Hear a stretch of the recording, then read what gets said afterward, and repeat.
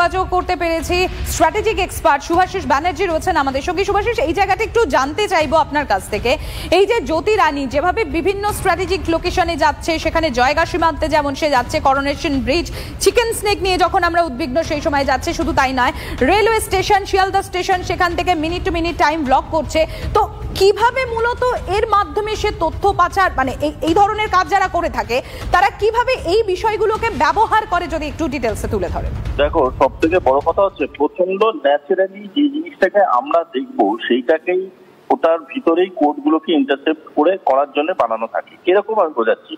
ধরো একটা শিয়ালদা স্টেশনের ভিডিও করলো এবং শিয়ালদা স্টেশনের ভিডিওতে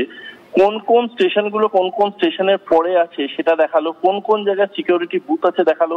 এমনকি এটাও বুঝিয়ে দিল কখন কখন সেই সিকিউরিটি চেঞ্জ হয়, কখন কখন সেখানে বেশি ট্রাফিক থাকে, কখন কখন সেখানে কম হিউম্যান ট্রাফিক থাকে।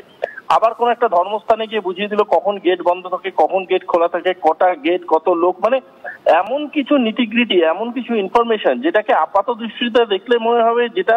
ওই জায়গাকার ব্যাপারে ইনফরমেশন দেওয়া হচ্ছে, কিন্তু actually they are codes, actually they are information, যে ইনফরমেশন গুলো কোনো একটা লোক যে বর্ডার পারে বসে সেগুলোকে ইন্টারসেপ্ট করে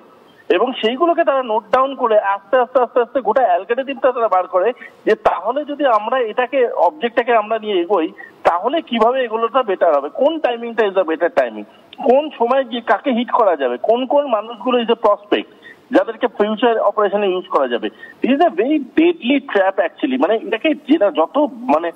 সুন্দর, যত রিপ্রেজেন্টেবল করে দেখানো যাবে তত বেশি সার্কুলেশন, তত মানুষের কাছে বিশ্বাসযোগ্যতা বাড়বে এইসব ব্লগে, যে এই ব্লগগুলো তো দেখাই যেতে পারে, কিন্তু এর পিছনে লুকিয়ে থাকা যে অন্ধকার জগৎটা আছে সেটা বার করাই এখন গোয়েন্দাদের কাছে সব থেকে বড় চ্যালেঞ্জ।